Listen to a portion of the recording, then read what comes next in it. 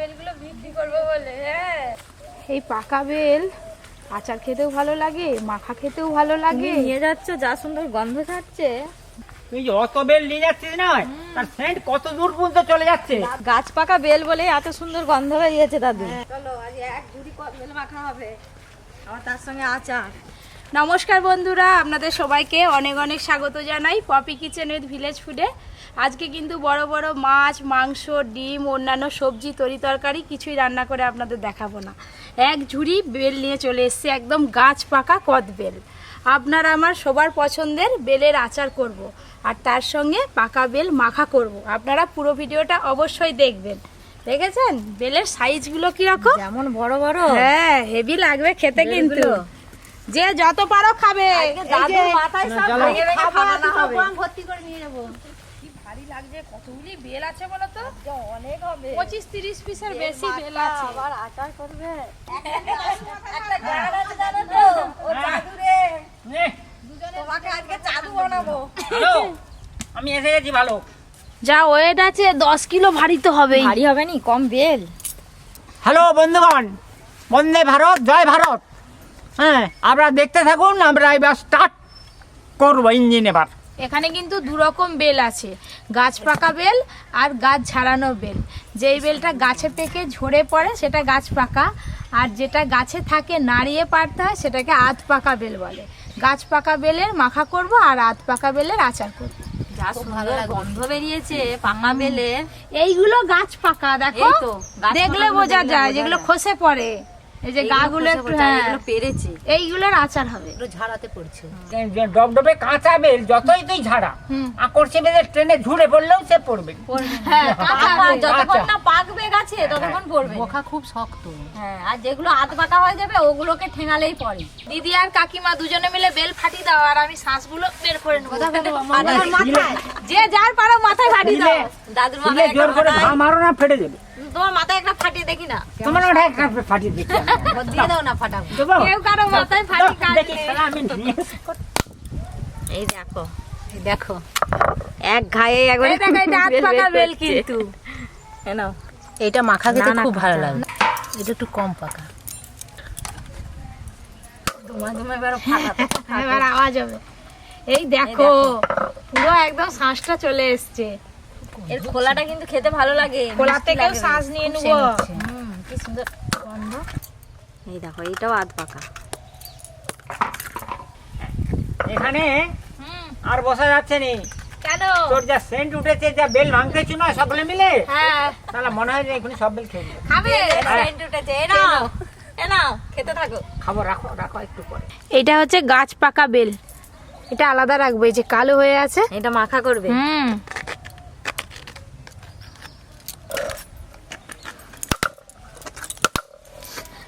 আরে টক। এই দেখো, এই দেখো, এই দেখো, এটা গাছ পাকা বেল। আমি এবার ফাটাও। আমি আর কত শ্বাস বের করি। অনেক বেল ফাটানো হয়ে গেছে। এটা আচারের জায়গায় যাবে। এতক্ষণ ধরে বেল ফাটানো হলো, এই গাছ পাকা বেল একটাই পেয়েছি, আর এইগুলো হচ্ছে আধ পাকা বেল। বেল পাকা কিনা জানা যাবে যে গায়ে এরকম করলে ওই কালো কালো কালো হয়ে কালো আছে। কালো বেল দেখা যাবে। এরা পপি, এটা গাছ পাকা। হ্যাঁ, এটা বেল মাখাই যাবে। এটা মিষ্টি হবে খুব। একদম কালো হয়ে আছে। পাকা বেলের একটু খোসা খাও, খোসাটা দেখো আরো স্বাদ লাগবে। খসা খেয়ে আবার গোটা চাইবে, থামো না। দাদু, বলো। আমি ভেবে পাইনি লোক কেন বলে যে নেড়া বেলতলায় একবার যায়। তার মাথায় বেল পড়ে গেল, সে আর যাবে নি। আর 3-4টা আছে তো, থাক, ওটা পাকা বেলের চাটনি করবো কালকে। গরম ভাতের চাটনি খেতেও ভালো লাগে। আজকে আচার হবে, আবার মাখা হবে, কালকে চাটনি। হ্যাঁ, আচারটা তো থাকবে। সব রকম করে খাবে। হ্যাঁ, বেল যত পাকা হবে বেলের খোসাটা তত পাতলা হয়ে যাবে। এই দেখুন কত পাতলা, আর এই যে আধ পাকা বেলের খোসাটা দেখুন কত মোটা।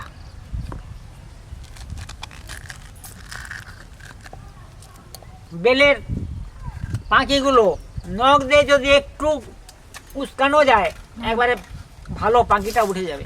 নখটাকে আবার খেয়ে ফেলানি জানি। এমন জানতেছে। তুমি তো মেয়েদের মতো ভালোই বেল খেতে পারো। ওই জন্যই তো ছোটবেলা বেল গাছের গোড়ায় পড়ে থাকতো। এই যে এতগুলো খোসা বেরিয়েছে। ওই খোসাগুলো ফেলা দিনে রে, কি করবে? এক জায়গায় কাঁড়ি করে রেখে দে, শুকনো হয়ে গেলে জ্বলবে, খুব ভালো জ্বলে। এই উনুনেই জাল দেবো। হ্যাঁ, তুমি খাবে নি? আমরা তো খাবোই তো। তোমরা দুজনে বেল খেতে থাকো আর এদিকে আমি আচার তৈরি করি। আরে কত কমতে থাক, কমতে থাক। আমি আর বসে থাকতে পারলাম না, আমি একটু খাই। তুমি কখন খাবে শুধু ভাবতেছো? ভাবতেছিলাম তো। বেল মাখা আর বেলের আচারের জন্য দু রকম পাখি বের করে নিয়েছি। এইটা হচ্ছে বেলের আচার হবে আর এইটা বেল মাখা হবে। এবার রেসিপি শুরু করব। ওদিকে সব পরিষ্কার করো এবং উনানটা ধরাই। আগে আমরা খাই, তারপর আচ্ছা, আমাকেই তো করতে হবে। বেলের গন্ধ পেয়ে আমরা আর পরি চলে এলাম। আবা, ও পরি, তুই এটা সুন্দর গন্ধ বেরিয়েছে। বনু দাঁড়া, বেলের আচার খাবি, আমরা বসে পড়ি এখন। কতক্ষণ দাঁড়িয়ে থাকবো? এ তো গামলিটা ধরে দাও না পরি। তুমি এসে এসে না আচ্ছা, এমনটা বলছি দাও না, ওতে ভালো দেখাবে। এই হ্যাঁ, ও এক্ষুনি পয়মাল করে দিবে, তুমি দেখো না। আরে অদূরকে যেতে পারবে। বাবা যেতে নাকি পারবে না।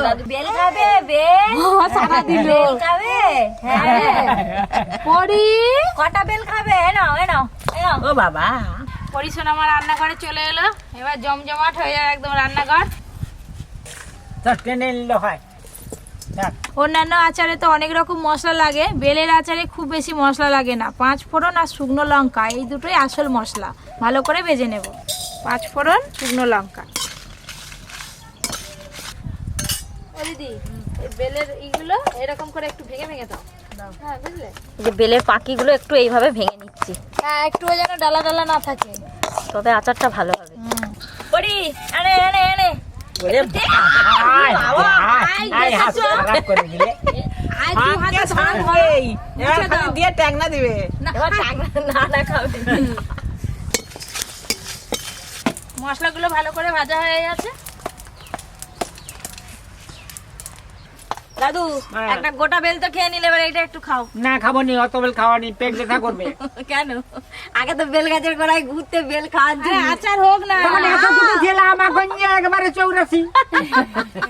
এই যে বেলটাকে একদম সুন্দর করে মাখিয়ে নিয়েছি, একটু কিন্তু ডালা ডালা নেই। পরি, আচ্ছা ক্যামেরা ধরবে, ওই দেখো, ওই দেখো, ওই ওই। বেলের আচারের জন্য আমি আখের গুড় নিয়েছি। আপনারা চাইলে চিনিও নিতে পারেন, আবার শীতকালে তো এখন নলেন গুঁড়ো পাওয়া যাচ্ছে, সেটাও দিয়েও করতে পারেন। কোড়াতে দিয়ে দেব। অল্প একটু জল দেব। গুড়টা জলের সঙ্গে ভালো করে মিশিয়ে নেব। গুড়ের মধ্যে অল্প অল্প বালি থাকে, ছেঁকে নিলে সে বালিটা চলে যাবে। আচার খেলে আর মুখে বালি পড়বে না।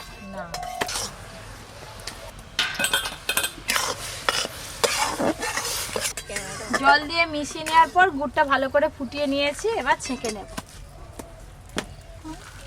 তাই শিখে নি এখনো। এই দেখুন, এই যে ছোট ছোট বালি বেরিয়েছে। বেলের আচার করা কিন্তু খুবই সহজ। প্রথমে কড়াতে সর্ষের তেল দেব।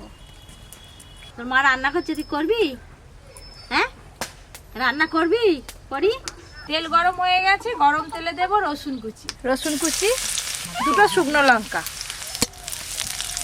রসুন কুচি আর শুকনো লঙ্কা একটু ভালো করে ভাজা ভাজা করব। দিদি কিন্তু একদম মসৃণ করে বেলগুলো মেখে দিয়েছে। এবার কড়াতে দিয়ে দেব।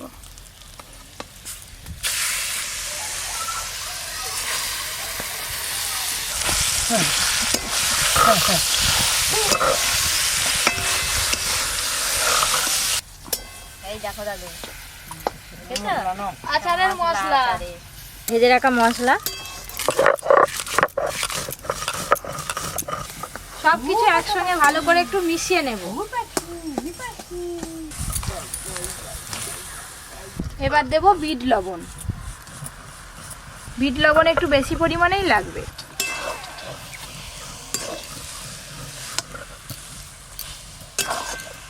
চাটের পক্ষে খুব ভালো, যা খাবি সবই ভালো লাগবে, যাই খেতে বলবি। শশা মাখা করলে হ্যাঁ, তোমার শসা। এই এবার পাকা ফুল বেরোবে, টকা ফুল। পাকা ফুল। হ্যাঁ, বিট লবণ দিয়ে খেতে হেভি লাগবে। বিট লবণ দেওয়ার পরও খুব ভালো করে একসঙ্গে মিশিয়ে নিলাম। এবার গুড় জলটা দিয়ে দেব। গুড় জল। যে কোনো আচার অনেক দিন সংরক্ষণ করে রাখার জন্য আচারে অবশ্যই ভিনিগার দেবেন। আর বিশেষ করে বেলের আচারে ভিনিগার অবশ্যই দিতে হবে, তবে কিন্তু বেলের আচারের স্বাদটা ভালো হবে। 1 বাটি ভিনিগার দেব। ভিনিগার ভালো করে মিশিয়ে নেব।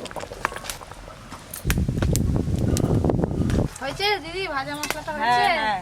বাহ, পরি কি আরামে বসে আছে দেখো। ও মা গো, ক্যামেরার দিকেই তাকিয়েছে। পরি, ও পরি, ছাড়া দাও পরি। পরি ছাড়া দেয় যে। ভাজা মশলাটার কি সুন্দর গন্ধ ছাড়ছে গো। 5 ফোড়ন আছে না?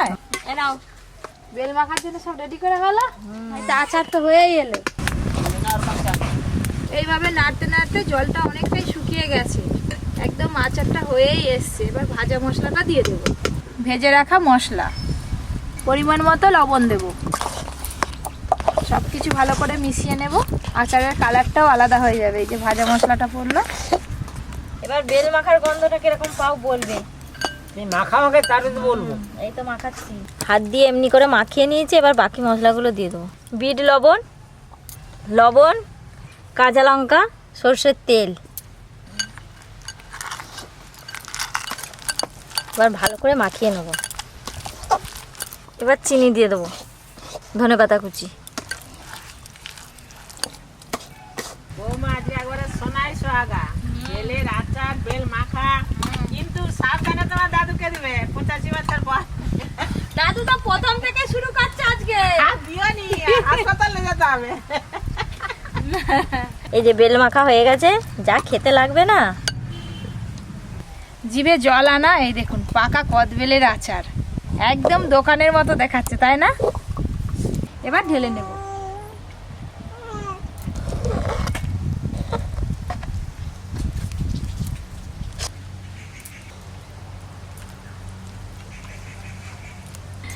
এই দেখুন বন্ধুরা, বেলের আচার আর বেল মাখা দুটোই হয়ে গেল। কিন্তু এবার খাওয়া দাওয়া হবে।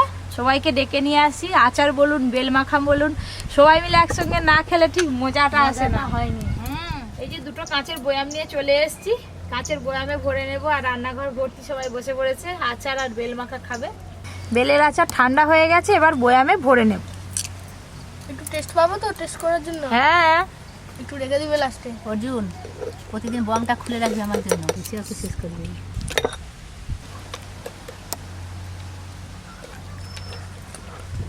বিটে ঝাল ঝাল টকটক আচারটা দাও না গো, খাই।